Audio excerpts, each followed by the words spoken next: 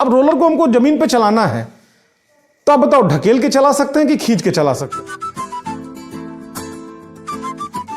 Hello students, पहले तो इस वीडियो से आपको इंट्रोड्यूस कराएं। ये वीडियो हमारा है वेक्टर एनालिसिस का पार्ट 9। इसमें हम आपको बताएंगे वेक्टरों के वियोजन के कुछ अनुप्रयोग। इसके पहले के वीडियो पार्ट 8 में हमने वेक्टरों का वियोजन आपको समझाया था। अब इस पार्ट में आपका पार्ट 9 में हम वेक्टरों के वियोजन का अनुप्रयोग आपको समझाएंगे, कुछ आपके एग्जांपल्स लेके समझाएंगे। एक बार फिर से रिमाइंड करें आपको, यहाँ पे देखो वेक्टरों का वियोजन है क्या, जानते हो? वेक्टरों के संयोजन के विपरीत प्रक्रिया को आप क्या कहते हो? वेक्टरों का वियोजन।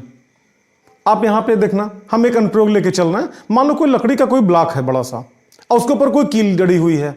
आप सामने डायग्राम देखना, यहां पे एक लकड़ी का ब्लॉक हो गया और उसके ऊपर कोई कील जड़ी हुई है, और आपने उस पर एफ बल लगाया मान लो। लेकिन एफ बल किधर लगाया? इधर की ओर। इधर का मतलब क्या? हॉरिजॉन्टल से, क्षैतिज से थीटा कोण बनाते हुए लगाया। तो आप जानते हो, इसके पहले भी हमने बता रखा है, एक बार फिर आपको रिमाइंड करें। किसी भी वेक्टर का अगर आपको घटक निकालना है तो सिर्फ एक लाइन आप याद रखना, जिस भुजा से कोण बनता है वो भुजा आधार भुजा कहलाएगी और हमेशा कॉस में होगी। तो आप यहां पे देख रहे हो थीटा एंगल फॉर्म हो रहा है इस भुजा से, तो ये किस में होगा? कॉस में, और ये किस में होगा? साइन में। तो आप जानते हो अगर आपने एफ बल लगाया तो आप जान भी नहीं पाओगे, अपने आप उसका एक घटक इधर आ जाएगा एफ कॉस थीटा, और दूसरा घटक इधर आ जाएगा एफ साइन थीटा। अब दोनों एक्टिवेट होंगे, दोनों एक साथ लगेंगे और दोनों अपना अपना काम करेंगे। जैसे ये घटक क्या करेगा? कील को मोड़ने का प्रयास करेगा, और ये घटक क्या करेगा? कील को बाहर निकालने का प्रयास करेगा। और आप जानते हो ऐसी दशा में जब कील बाहर निकलेगी तो कील निकल भी आएगी और कील कुछ मुड़ भी जाएगी। निकाला किसने? एफ साइन थीटा ने, और मोड़ा किसने? एफ कॉस थीटा ने। ठीक, हम आपको समझाएं। आप देखना नीचे लिखा हुआ है कि कील को निकालने में प्रयुक्त बल, तो निकालने में प्रयुक्त बल कितना हुआ? एफ साइन थीटा जो ऊपर की ओर लग रहा है, और कील को मोड़ने में प्रयुक्त बल कितना? एफ कॉस थीटा जो आपका हॉरिजॉन्टल में लग रहा है। अब अगर आप मान लो चाहते हो कि कील बाहर तो निकल आए लेकिन बिल्कुल सीधी बाहर निकले, तनिक भी ना मुड़े। गौर करना हमारी बात को। आप चाहते हो कील बिल्कुल सीधी बाहर निकल आए, तनिक भी ना मुड़े। तो ऐसी कंडीशन में आप देखो, अभी डायग्राम आपने देखा था, यहां पे कील को कौन मोड़ रहा है? एफ कॉस थीटा मोड़ रहा है। तो अगर कील तनिक भी ना मुड़े, बिल्कुल सीधी बाहर निकल आए, तो जो मोड़ने वाला बल है मतलब कौन? F cos theta. इसका मान 0 कर दो। तो आप यहां देखना F cos theta that is equal to 0। अब ऐसी कंडीशन में आप जानते हो या तो एफ का मान 0 होगा, या कॉस थीटा का मान 0 होगा, या फिर दोनों का मान 0 होगा, तभी तो 0 होगा। अब आप मान लो एफ के पास पहुंचे, आपको ने एफ को समझाया कि तुम 0 हो जाओ, जिससे कि एफ कॉस थीटा 0 हो जाएगा और कील हमारी मुड़ेगी नहीं, बिल्कुल सीधी बाहर निकल आएगी। तो फिर एफ आपको समझाएगा, बताएगा कि अब हम कैसे 0 हो जाएंगे। अगर हमको 0 कर दोगे तो माना कि कील मुड़ेगी नहीं, लेकिन कील बाहर भी तो नहीं निकलेगी। इसका मतलब क्या हुआ? F is not equal to 0। बल का मान 0 यहां पे नहीं हो सकता, तो निश्चित रूप से कॉस थीटा का मान क्या होगा? 0।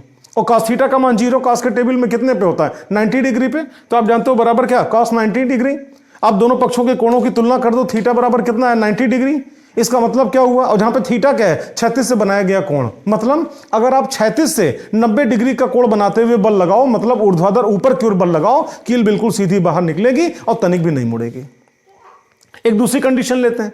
मान लो अगर आप चाहते हो कि कील जहां पे है वहीं पे मुड़ जाए और तनिक भी बाहर ना निकले, तो जब तनिक भी बाहर ना निकले तो जो बाहर निकालने वाला बल है आप उसको 0 करो। अभी डायग्राम में आपने देखा था बाहर कौन निकाल रहा था? F sine theta. आप एफ साइन थीटा का मान 0 कर दो, तो आप यहां पे देखना F sine theta is equal to 0।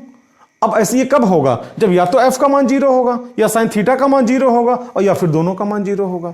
ऐसी कंडीशन में आप जानते हो एफ का मान 0 नहीं हो सकता। क्यों? क्योंकि अगर एफ का मान 0 कर दोगे तो कील आप जानते हो बाहर तो नहीं निकलेगी, लेकिन मुड़ेगी भी तो नहीं। मुड़ने के लिए तो बल चाहिए। तो आप जानते हो एफ का मान 0 नहीं हो सकता। तो निश्चित रूप से साइन थीटा का मान क्या होगा? 0। और साइन थीटा का मान 0 कितने पे? 0 डिग्री पे। साइन 0 बराबर क्या होता है? 0। दोनों पक्षों के कोणों की तुलना करो तो आप जानते हो थीटा बराबर कितना आ गया? 0 डिग्री। और जहां पे थीटा क्या? क्षैतिज से बनाया गया कोण। इसका मतलब क्या हुआ कि ऐसी कंडीशन में यह अवस्था प्राप्त करने के लिए आपको बिल्कुल क्षैतिज दिशा में ही बल लगाना पड़ेगा। ये आपने देखा एक एग्जाम्पल। एक दूसरा एग्जाम्पल हम आपसे बात करते हैं वेक्टरों के वियोजन पर ही। आपको बताएं, आपने रोलर सभी ने देखा होगा। रोलर कई जगह आपने देखा होगा, सड़क बनती है वहां भी रोलर का इस्तेमाल होता है। या फिर आपका प्लेग्राउंड है, प्लेग्राउंड में कहीं आपका जमीन बराबर समतल करना है तो वहां पर हैंड रोलर का इस्तेमाल करते हैं। तो मान लो कोई रोलर है, ये रोलर आप सामने देख रहे हो, ये रोलर, ये रोलर हो गया। ठीक, ये हैंडल लगा हुआ है ब्लू कलर से, ये हैंडल लगा हुआ है ब्लू कलर से। ठीक, अब रोलर को हमको जमीन पे चलाना है, तो आप बताओ ढकेल के चला सकते हैं कि खींच के चला सकते हैं?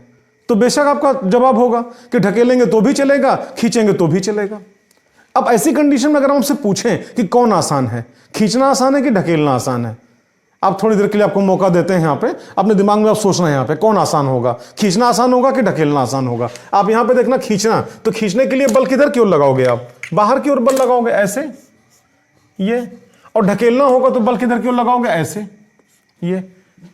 चलो हम समझाते हैं आपको, आप देखना, मान लो यहाँ पे हम खींच रहे हैं, तो जब खींचेंगे तो इधर की ओर बल लगाएंगे, और ढकेलना होगा तो बल इधर की ओर लगाएंगे। मान लो हमने एफ बल लगाया, एफ बल लगाया, दोनों डायग्राम को ध्यान से देखना, यहां पे एफ बल लगा के हम क्या खींच रहे हैं, और यहां पे एफ बल लगा के हम क्या ढकेल रहे हैं।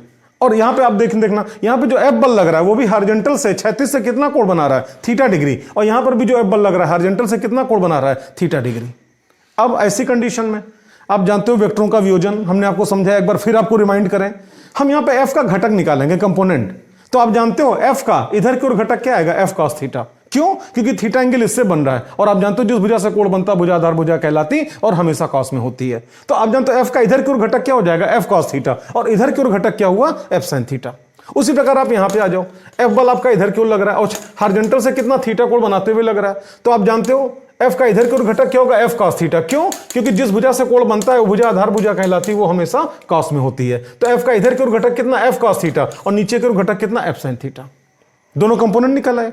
अब हम बात करें, आप जानते हो रोलर है, बड़ा है, भारी है, इसका भार किधर कार्य करेगा, नीचे की ओर। इसका भार किधर कार्य करेगा, नीचे की ओर। आप चाहे खींचो चाहे ढकेलो चाहे कुछ ना करो, भार तो हमेशा पृथ्वी की ओर कार्य करेगा। तो आप जानते हो mg इधर mg इधर। डायग्राम को ध्यान से आप देखना। अब अगर आपसे पूछें कि बताओ यहां रोलर चलेगा कि नहीं, तो आपका आंसर क्या होगा, हाँ चलेगा। यहां पर बताओ चलेगा कि नहीं, हाँ यहां पर भी चलेगा। अच्छा, अगर आपसे पूछे, इस डायग्राम को ध्यान से देखना, यहां पे आपसे पूछे किधर चलेगा, किस साइड में चलेगा, तो आप क्या जवाब दोगे, लेफ्ट साइड में चलेगा ये, ठीक। अगर आपसे पूछे यहां पे किस साइड में चलेगा, तो आप क्या जवाब दोगे, राइट साइड में चलेगा, ठीक। फिर आपसे पूछे चलाने में कितना बल प्रयुक्त हो रहा है, तो आप क्या कहोगे, एफ कॉस थीटा।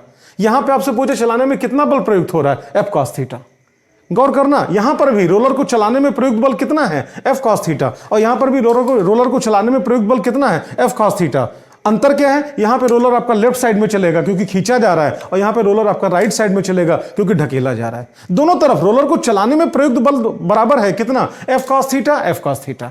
लेकिन अब एक जो महत्वपूर्ण बात है आप देखना, यहां पे आप जानते हो एफ का जो दूसरा कंपोनेंट है, दूसरा घटक है, वो किधर लग रहा है, ऊपर, एफ साइन थीटा। और यहां पे आप देख रहे हो जो एफ का दूसरा घटक है, कंपोनेंट है, एफ साइन थीटा, वो किधर लग रहा है, नीचे। महत्वपूर्ण बात यही है। आप यहां पे देखना, यहां पे आप देख रहे हैं ऊर्ध्वाधर में कितने बल लग रहे हैं, दो। कौन, mg, और दूसरा कौन, एफ साइन थीटा। यहां पर भी आप देखना ऊर्ध्वाधर में कितने बल लग रहे हैं, दो। कौन, mg और एफ साइन थीटा। लेकिन दोनों में डिफरेंस आपको दिख रहा होगा। डिफरेंस क्या है, यहां पे आप देख रहे हो दोनों एक ही दिशा में लग रहा है, नीचे की ओर, और यहां पे आप देख रहे हो दोनों जस्ट अपोजिट डायरेक्शन में लग रहा है, एक ऊपर लग रहा है, एक नीचे लग रहा है, ठीक। तो अगर यहां पे आपसे पूछें कि यहां पे नीचे की ओर परिणामी बल कितना होगा, तो दोनों को आप जोड़ दोगे, आप यही तो बोलोगे mg plus F sine theta. और यहां पे आपसे बोले कि परिणामी बल कितना होगा, तो पहले तो आप खुद बताओ, ये एफ साइन थीटा बड़ा होगा कि mg साइन थीटा बड़ा, mg बड़ा होगा, तो निश्चित रूप से आप कहोगे mg बड़ा होगा। क्यों? क्योंकि अगर एफ साइन थीटा बड़ा होता तो ये रोलर जमीन को छोड़ के ऊपर उठ गया होता, जो कि असंभव है। तो निश्चित रूप से आपका mg बड़ा होगा, एफ साइन थीटा छोटा होगा, परस्पर विपरीत दिशा में, परिणामी के लिए घटाना पड़ेगा। यहां परिणामी बल कितना होगा, mg minus F sine theta, किधर की ओर, नीचे की ओर।